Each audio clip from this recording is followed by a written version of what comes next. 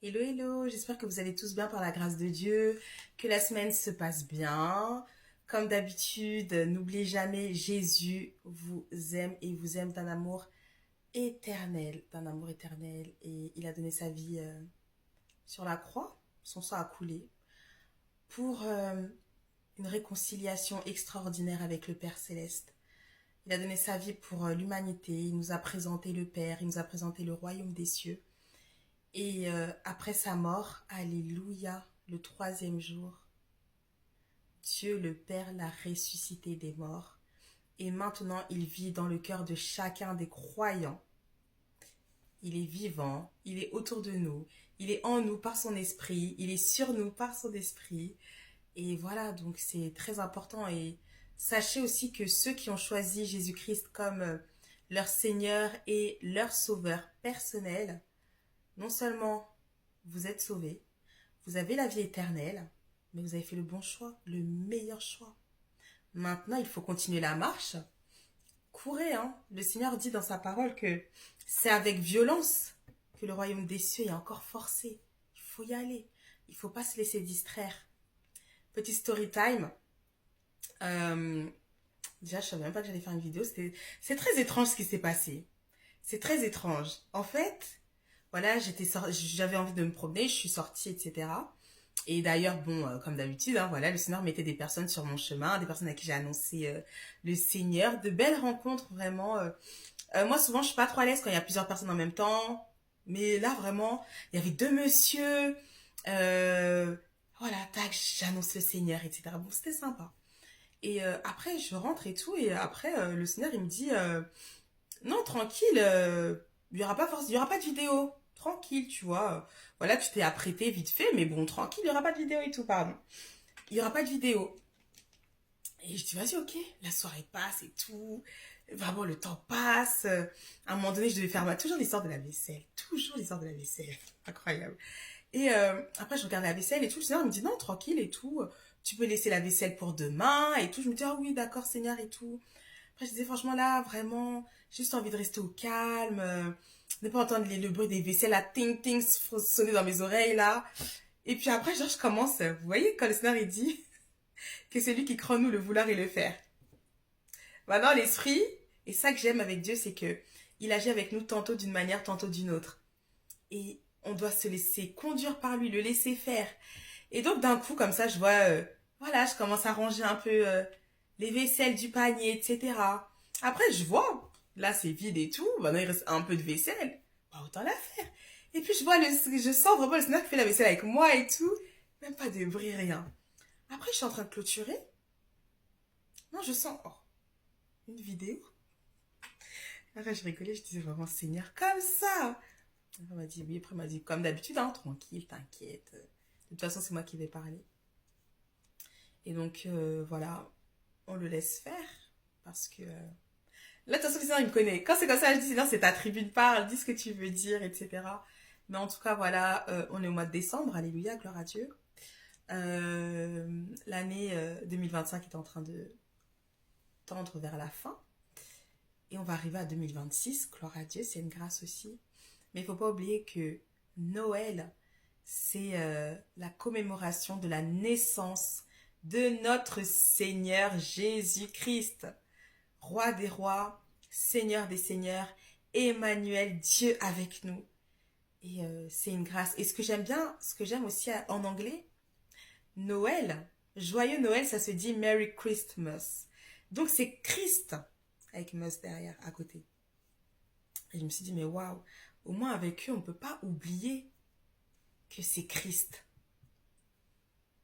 Et c'est une grâce.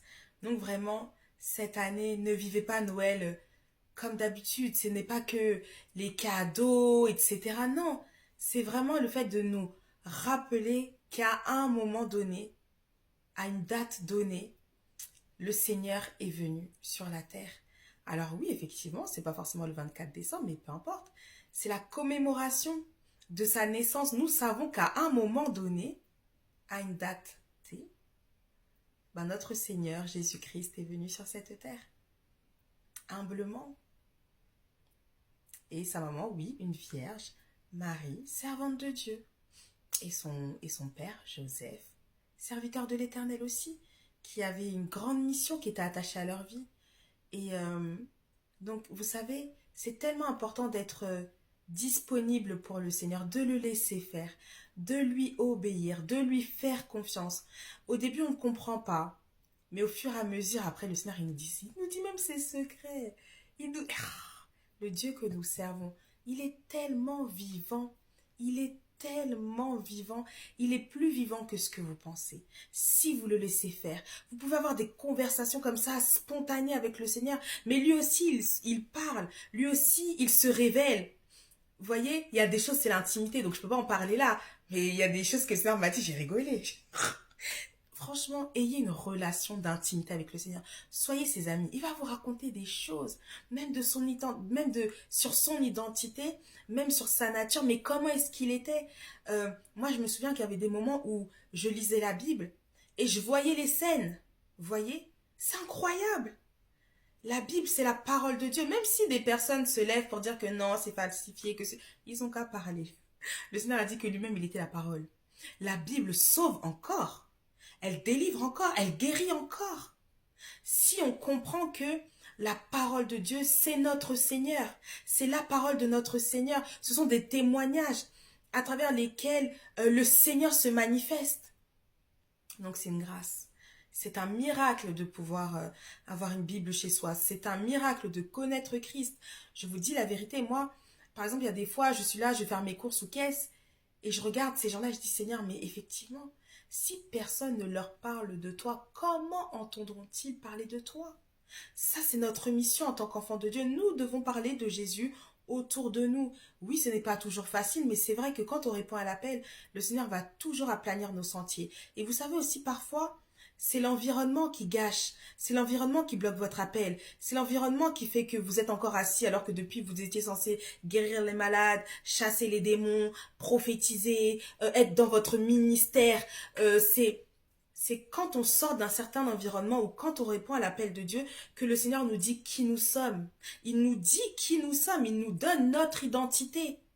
Notre appel, notre ministère, il nous le dit.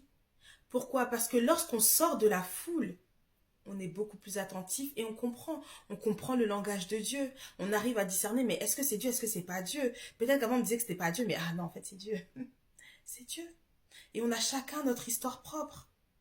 Donc marchez par l'Esprit, soyez des intimes du Saint-Esprit, parlez-lui. Parlez-lui comme à une personne, c'est une personne. Il a des sentiments, il a une voix, il parle, il a des émotions. Il est vivant, il est réel. Donc vraiment, faites confiance au Seigneur et faites-vous aussi confiance.